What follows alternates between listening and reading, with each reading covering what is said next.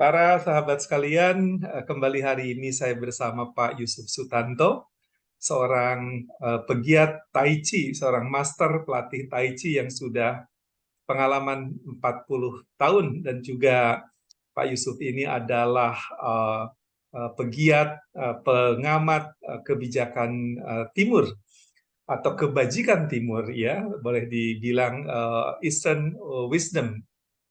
Hari ini kita akan berbicara tentang kehidupan, materi-materi yang akan memperkaya kehidupan berupa cerita-cerita kuno, ya, wisdom, kebajikan yang mungkin nanti bisa di-share ya untuk memperkaya kehidupan kita di masa kini. Pak Yusuf, selamat malam.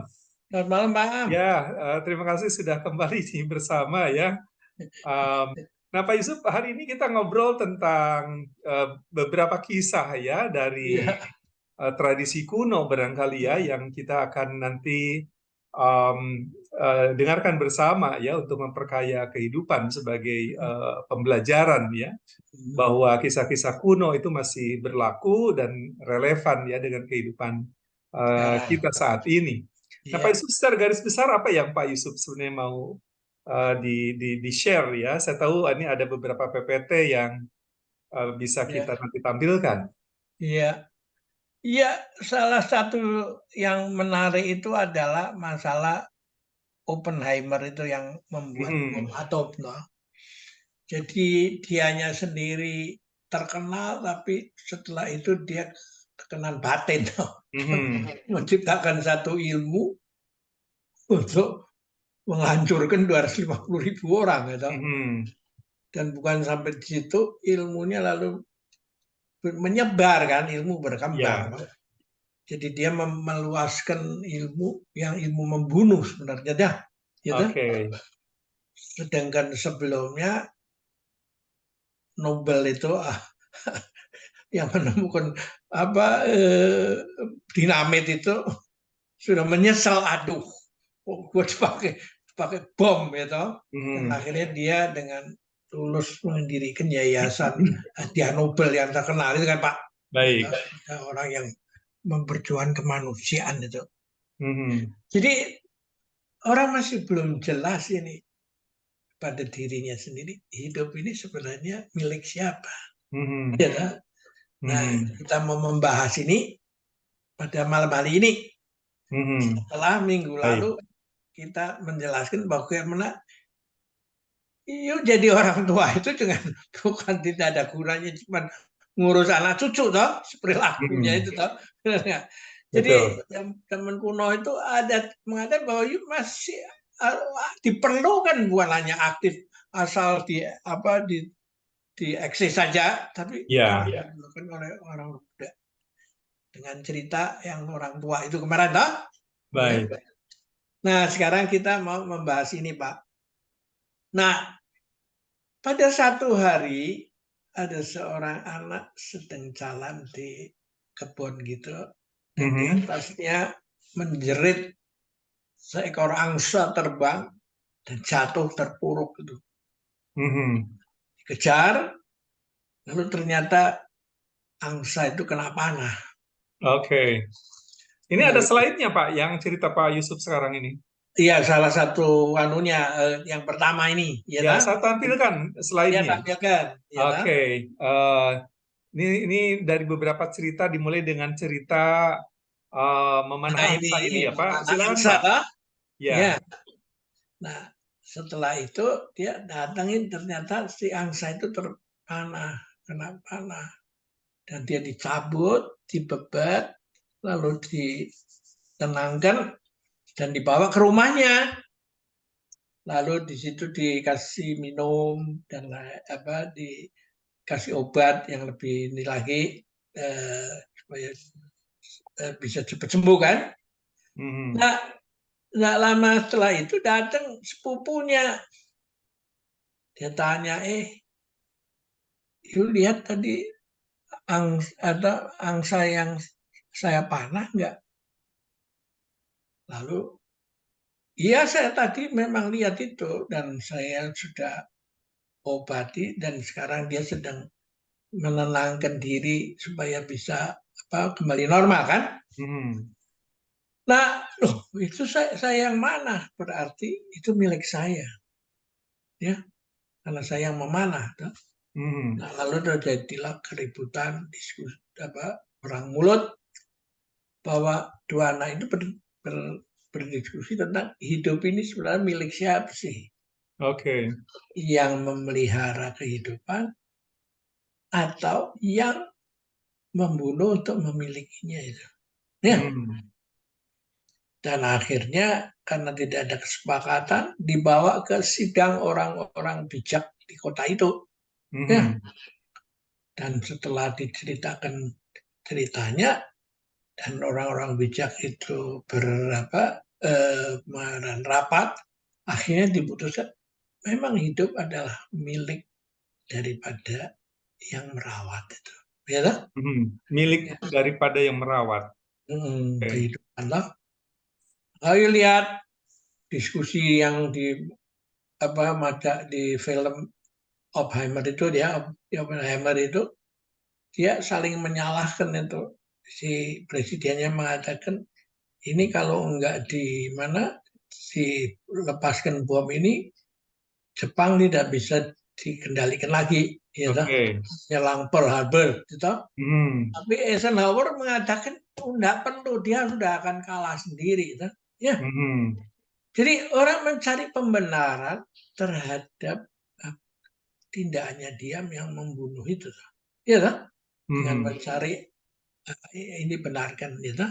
Lalu saya lihat juga ada yang di WA itu ada cerita tentang yang menjatuhkan bom itu juga mencari dalih itu, bahwa kenapa Jepang tidak disuruh minta maaf ketika mengadakan masakre di Tiongkok sana kan Pak, gitu. Baik. Ya. Jadi itu semua hanya Hmm. akhirnya kalau you merasa dalam hati itu memang budi pekerti itu harus diajarkan pertama kali, hidup itu milik Mhm. siapa? Mhm. Yang menghidupi atau yang membunuh untuk memiliki, toh? Ya. Ya. Nah disinilah lalu berlanjut ada kisah-kisah berikutnya yang Mhm. karena saya menemukan hidden connection itu, Oke. saya ketemukan ada yang kedua itu Pak Oke. ceritanya. Pak Yusuf sebentar, saya menyapa dulu Prof. Alef nih. Oh ya, Hadir di tengah kita, sudah hadir. Prof. iya, Alef, selamat iya. malam. Ya, selamat malam. Ya, terima kasih nih. Kita sudah memulai dengan Pak Yusuf dulu nanti, Prof. Alef. Nanti mungkin kita kembangkan diskusi setelah ini. Ya, Iya. silakan Pak Yusuf. Ada ini tambahan slide yang ditunjukkan? Nah, ini tetap Pak, sekarang kita Ya, baik, melangkah ke yang kedua nih, yang memanah baik. pikiran manusia, toh. Kalau Ya, tadi dua saudara sepupu yang satu merawat burung angsa yang dipanah oleh sepupunya, ya toh, dan oke, lalu mau dirampas karena mereka, saya milik saya yang membunuh dia kan, benar nggak? oke, Ya baik. toh? Lalu si anak adik yang merawat itu nggak bisa, hidup milik saya yang Yang merawat. menghidupi itu. Ya toh? Hmm. Nah sekarang kedua yang ada kaitannya dengan ini semua ada sang guru sedang Pak sedang meditasi, Mhm. hening di bawah pohon itu. Tahu-tahu jatuh lagi, burung lagi Pak, kena panah lagi. Hmm. Di pangkuan dia aja. Oke, jatuh tepat di pangkuan sang guru. Lalu dicabut, diobatin segitu, dilepas lagi. Ya kan? Ya, ya. Nah, nggak lama lagi datanglah seorang pemuda dengan busurnya mengatakan, itu tadi burung itu jatuh ke sini saya panah. Di mana sekarang? Oh, sudah saya lepaskan setelah saya obatin gitu, karena lukanya nggak Mhm. terlalu parah kan, cuma Mhm. kaget aja jatuh kan. Oke. Waduh, berarti keluarga saya hari ini nggak bisa makan Ah, karena mata pencarian saya itu hanya dari sebagai pemburu, ya toh? baik. Lalu sang guru mengatakan, ya berapa ekor you bisa dapatkan? dari kerjaanmu itu. Lalu sang pemuda itu mengatakan, ya 1-2 ekor lah paling banter satu hari. Ya. Kalau untung yang saya panah itu kebetulan sedang hamil, di dalamnya ada janinnya, itu bisa dijual lebih mahal itu. Ya, jadi saya keluarga saya harus cari burung lagi, mau saya mesti panah kalau yang ini gagal kan, ya kan? Nah lalu si sang guru mengatakan, saya juga pemburu, pemanah, tapi yang saya panah adalah pikiran manusia itu. Dan orang yang berhasil saya panah pikirannya, dia alih-alih membunuh malah menghidupi ribuan orang itu. Ya. Nah, bagaimana itu? Ya karena orang itu saya jadikan sebagai pemimpin yang arif bijaksana kan Pak. Iya toh? Benar. Lalu kalau you mau ikut saya, boleh. Kalau you mau jadi pemanah yang biasa itu ya silahkan aja. Akhirnya sang pemuda itu minta diangkat jadi murid itu. Oke. Dan akhirnya memang benar. Dia dilatih memanah pikiran. Ya toh? Dan seperti dalam kita punya latihan Tai Chi itu kan, sampai kepada kesimpulan di 4 samudra dan 5 benua semua orang bersaudara kan Pak? Oke. Benar nggak? Ya toh? Dari aku menjadi kami, kamu, kalian, dia, mereka, lalu Jadi bumi, kita, dan langit jadi satu kan? Ya toh? Nah itulah bentuknya dua cerita ini. Cerita ini saya pilih karena yang minggu lalu kita membicarakan tentang banyak anak-anak pejabat publik yang ingin jadi pejabat publik juga kan Pak? Benar? Ya toh? Nah sekarang lalu ketemu sama orang yang namanya Siddhartha Gautama. Masalahnya bukan di situ. Tapi kalau you nggak bisa memberikan jawaban yang masalah anak alam, yaitu menjadi tua, sakit, dan mati, menderita, dan you tidak bisa rubah itu, apa gunanya you menjadi raja untuk beberapa tahun aja kan? Benar? Karena masalah itu nggak terselesaikan. Nanti sang Siddhartha itu meninggalkan istananya diam-diam seperti pencuri di malam hari, ya toh? Dia karena nggak mau membangunkan istri dan anak-anaknya, ya toh, dan anaknya, ya toh? Lalu dia meninggalkan itu. Nah, ini sekarang kita membicarakan ini semua. Jadi orang yang mau menjadi pejabat publik juga anak-anaknya itu sebaiknya dibekalin ini, filosofi ini, ya toh? Supaya dia tidak takabur ketika nanti berkuasa kan, ya toh? Nah, saya lanjutkan pada cerita yang ketiga nih Pak. Baik. Nah, cerita ketiga ada seorang bijak, baik, tua gitu, yang melanjutkan kemarin yang orang tua itu, dia sedang berjalan di pinggir hutan itu. Oke.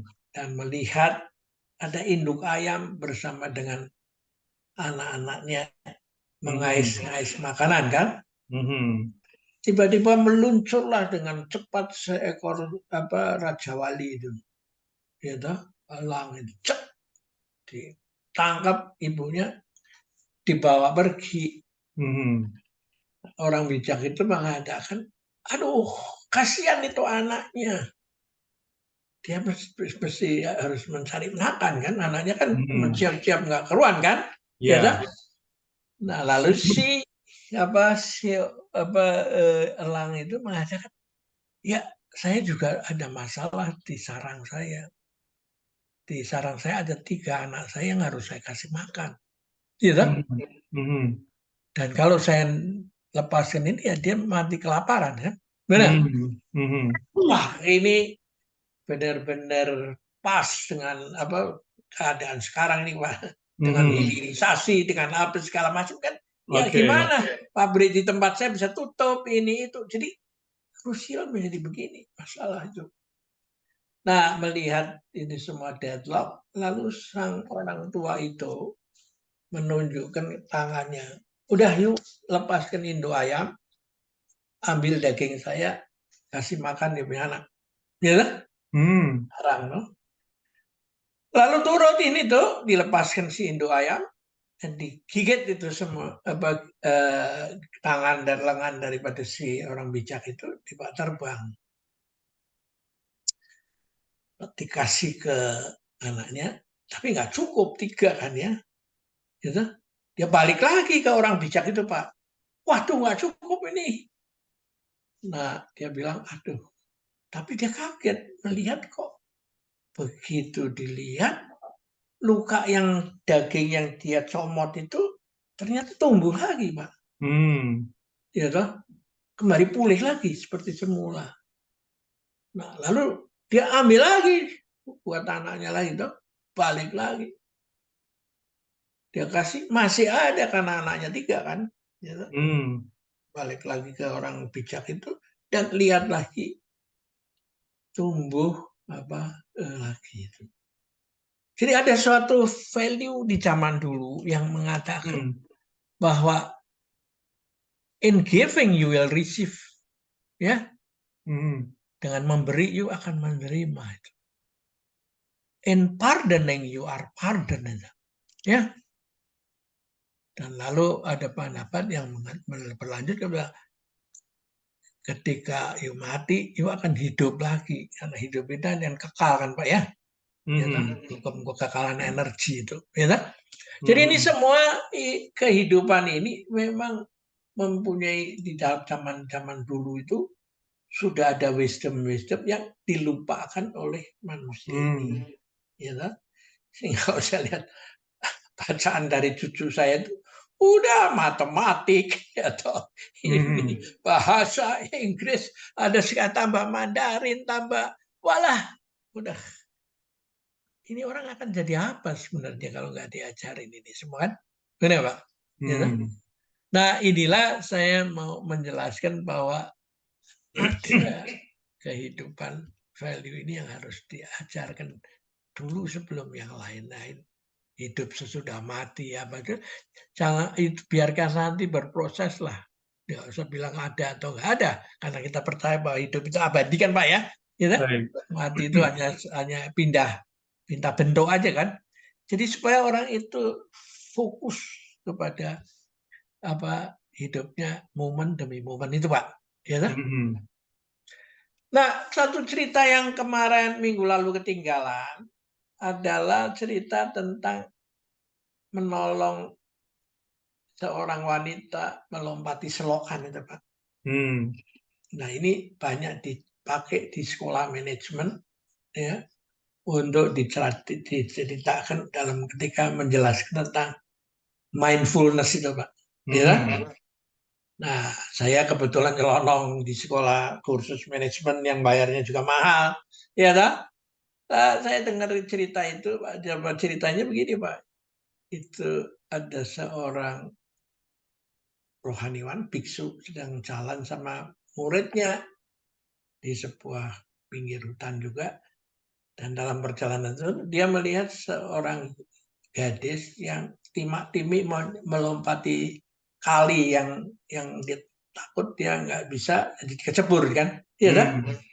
Nah melihat itu sang guru langsung cepat menghampiri dan membopong dia untuk diloncatkan ke kali itu lalu dia lepaskan itu dia terus balik dan lalu melanjutkan perjalanan ke dia punya rumah kan.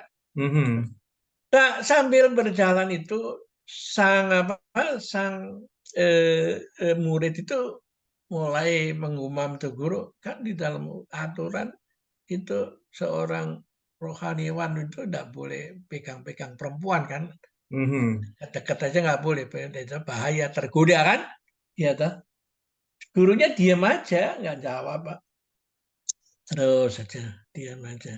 Sampai di rumah, dia ditanya lagi juga nggak mau jawab. Ya sudah muridnya, ya sudah mungkin gurunya juga merasa salah kan. Ya, Nah, setelah makan mandi sore dan makan malam, si muridnya tanya lagi, guru belum dijawab dari tadi, ya, ya. Nah, lalu sang guru hanya jawabnya singkat ini, minimalis lagi nih Pak, bahwa saya hanya memindahkan si wanita itu dari sisi kali yang satu ke sisi yang lain, that's all itu. Sedangkan dia bawa sampai makan malam ke meja makan ini, ya kan? Nanti malam yuk akan berpikir malah dibawa kepada mimpi sehingga malah yang memeluk wanita itu kan. Nah, inilah sebenarnya konsep mindfulness itu, Pak. Yang ada kaitannya dengan tentang cerita yang hari pertama tentang sufi kepala ikan itu kan, Pak. Oke. Jadi kupul kepala ikan itu sama gurunya disuruh, you harus menyangkal diri kamu, ya kan? Benar. Kalau motong ikan, ini makan kepalanya yang badannya dikasih tetangganya, toh, ya toh? Dia lakukan itu lama terus, ya toh? Sampai ketika dia datang ke guru besarnya, gurunya guru, dia kaget rumahnya kok hidupnya mewah begitu, toh, ya? Nah, ketika dia minta nasihat dari guru besarnya itu, ya dia bilang udah bener ya punya guru mengatakan ya berlatih, berlatih apa? Memotong ikan itu. Jadi di konsepnya adalah wisdomnya apa? Yang penting you tidak ter-attach itu oleh kekayaan maupun kemiskinan itu, ya. Oke. Itu lebih tinggi daripada orang yang menolak kekayaan dan pura-pura hidup miskin kan, Pak. Tapi dengan tertekan melihat apa dagingnya, apa ikan itu kok enak bener dia dipanggang, dimakan. Saya ya tak? Ya. Jadi itulah Pak. Ya, jadi tadi Pak Yusuf esensi ya cerita tadi yang terakhir tentang kepala ikan itu at the end ya pada akhirnya ada satu wisdom ya untuk tidak terikat atau tidak melekat ya pada hal-hal yang berbau materialisme lah, kekayaan, status, kedudukan gitu ya. Iya, hidup tapi tidak attach, kalau dia hilang mati semua hancur. Oke, karena toh pada akhirnya juga itu semua akan ditinggalkan ya. Iya, betul, dan tidak dibawa mati. Tidak dibawa mati. Ya, jadi selama hidup itu tidak itu menjadi sesuatu yang membebani ya. Oke, kadang-kadang justru itu dipertuhankan Pak sekarang ini, kekayaan itu atau status gitu. Ya Pak, ada satu pertanyaan nih sebelum kita akhiri. Itu cerita yang ketiga tadi ya, saya agak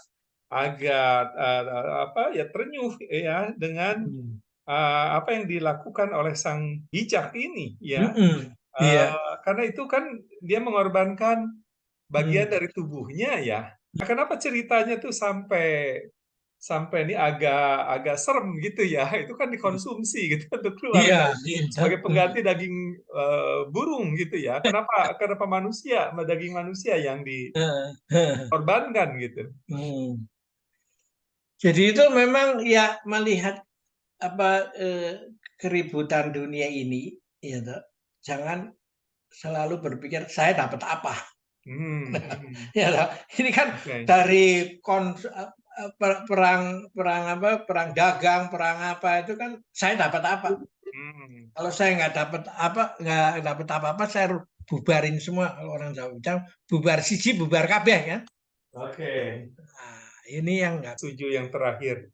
Harus diputus lingkaran kekerasan itu ya, karena itu yang terjadi sampai sekarang gitu. Sampai sekarang kekuasaan ini belum terputus. Ya.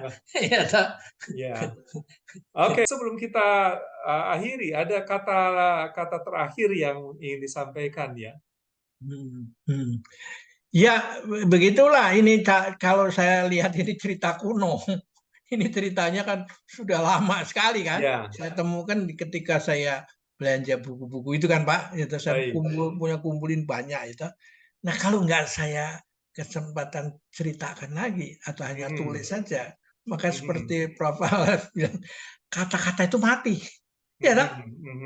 Hanya setelah diomongkan lalu bisa hidup kan? Oke.